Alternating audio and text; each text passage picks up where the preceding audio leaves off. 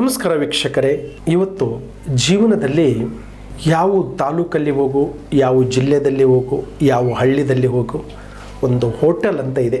ಎಷ್ಟೋ ಜನ ಹೋಟ್ಲ ಇದ್ದಾವೆ. ಕೆಲವು ಉಡುಪಿ ಹೋಟ್ಲ ಇದ್ದಾವೆ, ಬೃಂದಾವನ ಹೋಟ್ಲ ಇದೆ, ಅನ್ನಪೂರ್ಣೇಶ್ವರಿ ಹೋಟ್ಲ ಇದೆ. ಆ ಪ್ರತಿಯೊಂದು ಜಗನ್ಮಾತೆ ಹೆಸರಿಟ್ಟು ಪ್ರತಿಯೊಂದು ವ್ಯಾಪಾರ ಮಾಡೋರು ಈ ಪ್ರಪಂಚದಲ್ಲಿ ತುಂಬ ಇದ್ದಾರೆ. ಆದ್ರೂ ವ್ಯಾಪಾರ ಅಭಿವೃದ್ಧಿ ಆಗಬೇಕು. ಎಷ್ಟೋ ಜನ 6 ತಿಂಗಳಕ್ಕೊಂದು ಹೋಟ್ಲ ಚೇಂಜ್ ಮಾಡೋರು ಇದ್ದಾರೆ, 3 ತಿಂಗಳಕ್ಕೊಂದು ಟೈಮ್ ಚೇಂಜ್ ಮಾಡೋರು ಇದ್ದಾರೆ, 3 ವರ್ಷಕ್ಕೊಂದು ಟೈಮ್ ಚೇಂಜ್ ಮಾಡೋರು ಇದ್ದಾರೆ. ಒಂದೊಂದು ಟೈಮ್ 50-25 ವರ್ಷ ಆದರೂ ಸತೆ ಅವರು ವಂಶ ಪರಂಪರೆ ನಡೆಸೋರು ಸತೆ ಹೋಟ್ಲದವ್ರು ಇದ್ದಾರೆ. ಆದರೆ ಅವರಿಗೆ ಅಷ್ಟು ಆ ಭಗವಂತ ಅಲ್ಲಿ ಬಲ ಕೊಟ್ಟಿರ್ತಾನೆ. ಒಂದು ಯೋಗ ಬಂದಿರುತ್ತೆ, ಒಂದು ಅದೃಷ್ಟ ಬಂದಿರುತ್ತೆ, ಒಂದು ಸ್ಟಾರ್ ಇರ್ತದೆ. ಒಂದು ಗಾದೆ ಇದೆಯಲ್ಲ, ಮನೆ ಕಟ್ಟಿ ನೋಡು ಮದುವೆ ಮಾಡಿ ನೋಡು ಅಂತಾರೆ ನೋಡಿ. ಆ ಥರ ನಾವು ಒಂದು ಗೂಡು ಕಟ್ಟಿದಾಗ, ಒಂದು ಹೋಟೆಲ್ ಸಬ್ಜೆಕ್ಟ್ ಕಟ್ಟಿದಾಗ ನಮ್ಗೆ ಐಫೈವಾಗಿ ನಡೀತದೆ. ಎಷ್ಟೋ ಜನ ಬಂದರೂ ಸತೆ ಅಷ್ಟು ಜನಕ್ಕೆ ಅಲ್ಲಿ ಅನ್ನಪೂರ್ಣೇಶ್ವರಿ ತಾಯಿ ಒಂದು ಬೇಕು. ಆ ತಾಯಿ ಒಂದು ಆಶೀರ್ವದಿಸಬೇಕು. ಅಲ್ಲಿ ಒಂದು ಪ್ರೀತಿ ವಿಶ್ವಾಸ ಎಲ್ಲರ ಹತ್ರ ಇರಬೇಕು. ಅನ್ನಪೂರ್ಣೇಶ್ವರಿ ಅಂದರೆ ಅನ್ನದಾನ ಅನ್ನೋದು ಅನ್ನಪೂರ್ಣೇಶ್ವರ. ಏನು ಅಡುಗೆ ಮಾಡಿದರೆ ಸತೆ ಒಂದು ರುಚಿಕಾರ ಕೊಡಬೇಕಂತ ಹೇಳ್ತಾರೆ ಹೋಟ್ಲ್ ಒಳಗಡೆ. ಅಪ್ಪ ಅಲ್ಲಿ ಏನು ಊಟ ಮಾಡಿದ್ದೆ ಕಣೋ, ಎಷ್ಟು ಚೆನ್ನಾಗಿದೆ ಗೊತ್ತಾ ಹೋಟೆಲಲ್ಲಿ. ಯಾವುದೋ ಊಟ ಮಾಡು, ಫಸ್ಟ್ ಕ್ಲಾಸ್ ಹೋಗಿ ಒಂಥರ ಬೆಣ್ಣೆ ತಿಂದಂಗೆ ಆಗುತ್ತೆ, ತುಪ್ಪ ತಿಂದಂಗೆ ಆಗುತ್ತೆ, ಮನಸ್ಸಿಗೆ ಒಂಥರ ತೃಪ್ತಿ ಆಗುತ್ತೆ. ಅದೇ ಊಟದ ಹೋಟೆಲ್ ಅಂತ ಹೇಳೋದು. ಎಷ್ಟೋ ಹೋಟ್ಲಲ್ಲಿ ಹೇಳ್ತಿರ್ತಾರೆ, ಚಿಕ್ಕ ಹೋಟ್ಲ್ ಇರಲಿ, ಆ ಹೋಟ್ಲ್ ಇರ್ತಾರೆ ನೋಡಿ, ಕ್ಯೂ ನಿಂತಿರ್ತಾರೆ ಜನ. ಟಿಫನ್ ರೂಮಲ್ಲಿ ಹೋಗಿ ಅಲ್ಲಿ ನೋಡಿ, ಅಲ್ಲಿ ಜನ ನಿಂತಿರ್ತಾರೆ. ಅನ್ನಪೂರ್ಣೇಶ್ವರಿ ನೋಡಿ, ಅಲ್ಲೇ ನಿಂತಿರ್ತಾರೆ. ಮತ್ತು ನೋಡ್ಬೇಕಂದ್ರೆ ಖಾನಾವಳಿ ನೋಡಿ, ಆ ಜಾಗದಲ್ಲಿ ಸಹಿತ ಹೋಟೆಲ್ ನಿಂತಿರ್ತಾರೆ. ಅಲ್ಲಿ ಒಂದು ಗಟ್ಟಿ ಮುಟ್ಟಿರ್ತಕ್ಕಂಥ ಒಂದು ಸಬ್ಜೆಕ್ಟ್, ಒಂದು ಮಾರ್ಗದರ್ಶನ ಅಂತ ಇರುತ್ತೆ. ಆ ಥರದಲ್ಲಿ ಈ ಹೋಟೆಲ್ ಸಬ್ಜೆಕ್ಟು, ಈ ಟಿಫನ್ ಸಬ್ಜೆಕ್ಟು, ಈ ಮೆಸ್ ಪ್ರಕಾರದಲ್ಲಿ ಊಟದ ಹೋಟ್ಲುಗಳು ಯಾವ್ಯಾವ ಇದ್ದಾವೆ, ಟಿಫನ್ ಹೋಟ್ಲ ಅದು ಊಟದ ಸಮಯ ಆಗ್ಬೋದು. ಇದರಲ್ಲಿ ಯಾವುದು ನಮ್ಗೆ ಅನುಕೂಲ ಆಗುತ್ತಂತ ನಾವು ಫಸ್ಟ್ ತಿಳ್ಕೋಬೇಕು.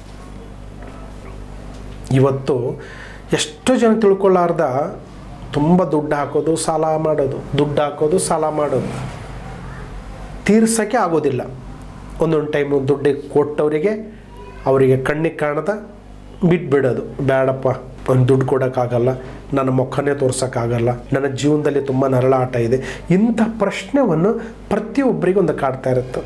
ಮತ್ತು ಅನಸ್ಪಟವಾಗಿ ಈ ಸಾಲ ಬಾಧೆಯಾಗಿ, ದುಡ್ಡಿನಿಂದ ತೊಂದರೆ ಆಗಿ ಮೃತ್ಯು ಆದವರು ಎಷ್ಟೋ ಜನ ಇದ್ದಾರೆ. ಸಾವು ಹುಡ್ಕೊಂಡು ಬಂದಿದೆಪ್ಪ ಅಂತಾರೆ ನೋಡಿ. ಆ ಥರದಲ್ಲಿ ಈ ಜಾಗದಲ್ಲಿ ಒಂದು ಮಹಿಮೆ ಅಂತ ಇರುತ್ತೆ, ಸ್ಥಳದಲ್ಲಿ ಒಂದು ಮಹಿಮೆ ಅಂತ ಇರುತ್ತೆ, ಹೋಟೆಲಲ್ಲಿ ಒಂದು ಮಹಿಮೆ ಅಂತ ಇರುತ್ತೆ. ಆ ಹೋಟೆಲ್ ಒಳಗಡೆ ಆ ಟಿಫನಲ್ಲಿ ಆಗ್ಬೋದು, ಒಂದು ಖಾನಾವಳಿಯಲ್ಲಿ ಆಗಿರ್ಬೋದು, ಅದು ಕರೆಕ್ಟಾಗಿ ನಾವು ಪ್ಲಾನ್ ಮಾಡಿಕೊಂಡು ಪ್ರಯತ್ನ ಮಾಡಬೇಕು. ಪ್ರಯತ್ನ ಮಾಡಲಿಂದ ನಮ್ಗೆ ಯಾವುದೂ ಫಲ ಸಿಗೋದಿಲ್ಲ.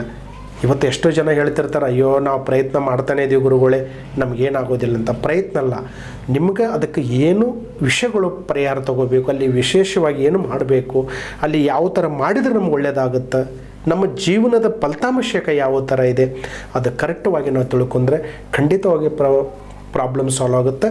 ನಿಂಬೆಹಣ್ಣಿನ ದೀಪವನ್ನು ಇಲ್ಲ ನಿಂಬೆಹಣ್ಣಿನ ಒಂದು ಆಹಾರವನ್ನು, ಹೋಟೆಲ್ ಯಾರು ಟಿಫನ್ ಇದ್ದಾರೆ, ಹೋಟೆಲ್ ಟಿಫನ್ ಆಗಿರ್ಬೋದು, ಖಾನಾವಳಿ ಆಗಿರ್ಬೋದು, ಹೋಟೆಲ್ ಆಗಿರ್ಬೋದು, ಅಂಥವ್ರು ಒಂದು 51 ನಿಂಬೆಹಣ್ಣು ಪೌರ್ಣಿಮೆ ದಿವಸ, ಪೌರ್ಣಿಮೆ ಅಂದರೆ ಒಂದು ಅಮಾಸೆ ಆದಮೇಲೆ ಪೌರ್ಣಿಮೆ ಬರ್ತದೆ, ಪೌರ್ಣಿಮೆ ದಿವಸ ಅವರಿಗೆ ಕನ್ನಡದಲ್ಲಿ 3 ಅಕ್ಷರ ಬರಬೇಕು. ಅವ್ರ ನೇಮು, ಅವರು ಹೋಟೆಲ್ ಮಾಲೀಕರಾದರೆ ಕನ್ನಡದಲ್ಲಿ 3 ಅಕ್ಷರ.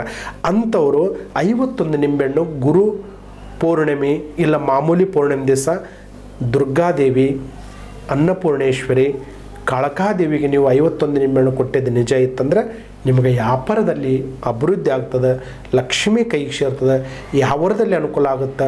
ನಾವು ಹೇಳಿದ ಪ್ರಕಾರ ನೀವು ಮಾಡ್ಕೊಂಡು ಬನ್ನಿ, ನಿಮಗೂ ಒಳ್ಳೆಯದಾಗಲಿ ಅಂತ ನಮ್ಮ ಮಾರ್ಗದರ್ಶನ. ನಮಸ್ಕಾರ.